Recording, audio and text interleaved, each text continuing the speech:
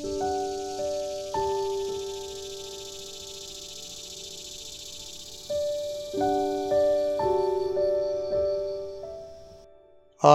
Nephi, having been born of goodly parents, therefore I was taught somewhat in all the learning of my father, and having seen many afflictions in the course of my days, nevertheless, having been highly favored of the Lord in all my days, yea, having had a great knowledge of the goodness and the mysteries of God, therefore I make a record of my proceedings in my days.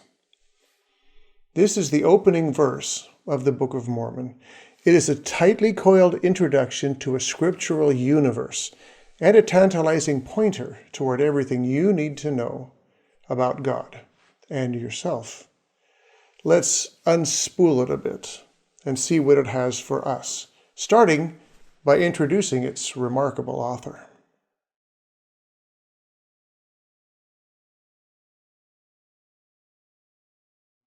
Nephi had a hard life.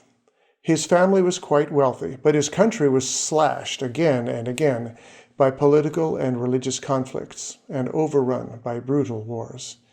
He was the fourth of 6 brothers born to Lehi and Sariah, along with an unstated number of sisters living in Jerusalem about 600 years before Christ's birth. He was a descendant of Manasseh, son of Joseph, son of the prophet Abraham. His father, Lehi, apparently made his living as a merchant or trader. As such, Lehi likely traveled extensively by caravan and perhaps by boat.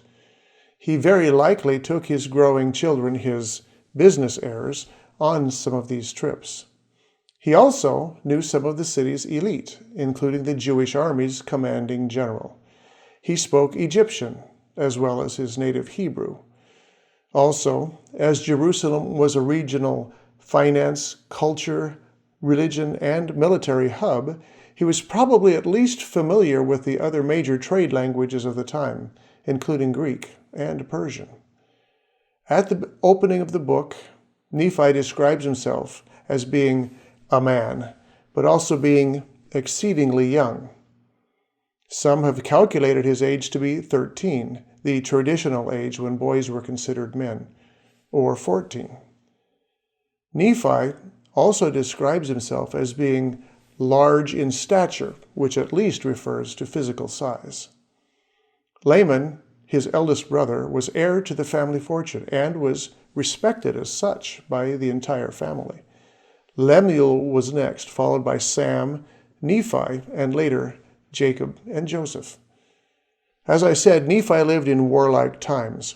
100 years before his birth, the 10 northern tribes of Israel had been destroyed by Assyria, leaving the tribes of Judah and Benjamin clinging to life around Jerusalem. As a result, many kings ruled his country during his lifetime. Josiah, Jehoahaz, Jehoiakim, an Egyptian puppet, enthroned when Judah was conquered by Egypt. Jehoiakim and Zedekiah, another puppet placed there when the Babylonians drove out the Egyptians. Nabopolassar and later Nebuchadnezzar reigned in Babylon. Pharaoh Necho was king of Egypt. The biblical prophets Nahum, Huldah, Jeremiah, Zephaniah, Obadiah, Daniel, carried captive to Babylon, Habakkuk, Ezekiel, and many others spent years warning the people about their potential destruction. Nephi and his family fled Jerusalem about 600 years before Christ. A good thing, because 3 years after they left, Babylon staged successive attacks against his country, and within 2 decades they had leveled it to the ground. Nephi and his family were long gone by then, on their own journey, a small family alone in a sequence of wildernesses. To survive, they had to learn many basic skills. Under God's tutelage, Nephi became a prophet, husband, father, inventor, metal worker, shipwright, pioneer, architect, warrior, general, scholar, linguist, poet, historian, king, and founder of a numerous people. He was a strict disciplinarian with a no-nonsense approach to human relations and an ironclad sense of justice.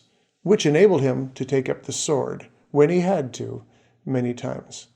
Still, given what he saw and created, it is easy to imagine him having an artistic, generous, spiritually sensitive soul that ached with compassion for others.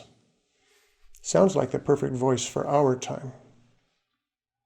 About 30 years after leaving Jerusalem, he began recording his stories into what we now know as 1st Nephi and 2nd Nephi, the opening 2 books in the Book of Mormon. They chronicle his life in Jerusalem, his family's departure, his voyage across the ocean, and his experiences at nation building and establishing a tradition of faith among his descendants.